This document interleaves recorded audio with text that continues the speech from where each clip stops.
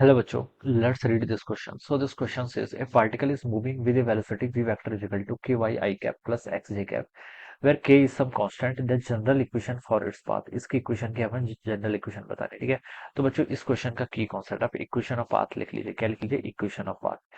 So we can write down the key concept of this question is, क्या लिख सकते हैं? Equation of path.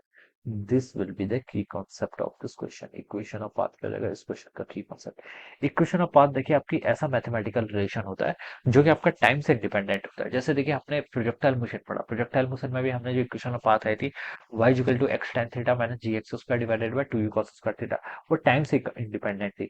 Equation of path आपकी एक ऐसी इक्वेशन होती है which is a function of X Y and Z. सिर्फ कोऑर्डिनेट्स का फंक्शन होगा, ठीक है।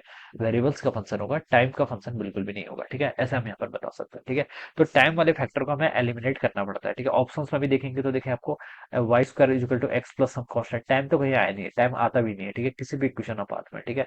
तो देखिए ये particle is moving with velocity, particle की वेलोसिटी देखिए आपको गिवन कर रखी है, कितनी है देखिए, के वाई आई कैप प्लस आपका के एक्स जे कैप, ठीक है, ये गिवन कर रखा है।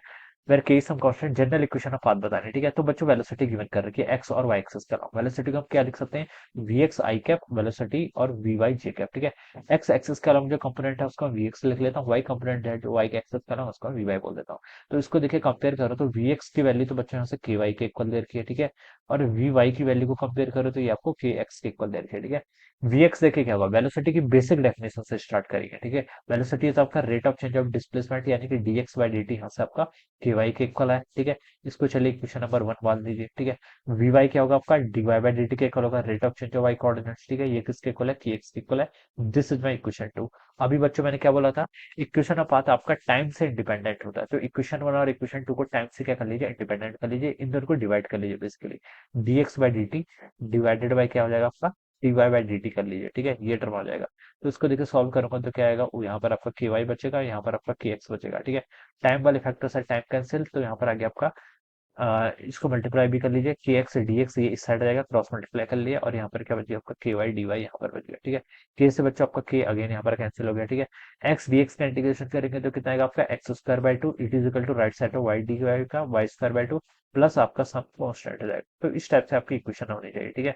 इसको आप ऐसे भी लिख सकते हैं, देखिए सब जगह टू से मल्टीप्लाई कर लीजिए, X square equal to Y square plus आपका टू टाइम कांस्टेंट होगा, this is again a constant, तो उसे हम फिर से कांस्टेंट लिख लेंगे। तो ये आपकी इक्वेशन ऑफ पाथ आनी चाहिए, X square equal to Y square plus some constant, ठीक है। एक्स स्क्वायर ये आनी चाहिए। फोर्थ इक्वेशन आपका फिर करेक्ट है, ठीक है। क्वाड्रेटिक है ना दोनों साइड, तो ये इक्वेशन आपकी आएगी, फोर्थ वाली इक्वेशन क्या होगी? करेक्ट हो जाएगी, ठीक है। सर्कुलर टाइप की इक्वेशन होगी, ठीक है, सर्कुलर या फिर इलिप्स। तो ऑप्शन 4 क्या होगा इसका आंसर? राइट ऑप्शन हो जाएगा। Alright, this would be the answer of this question. So I hope you all understood this concept. All the best and thank you so much.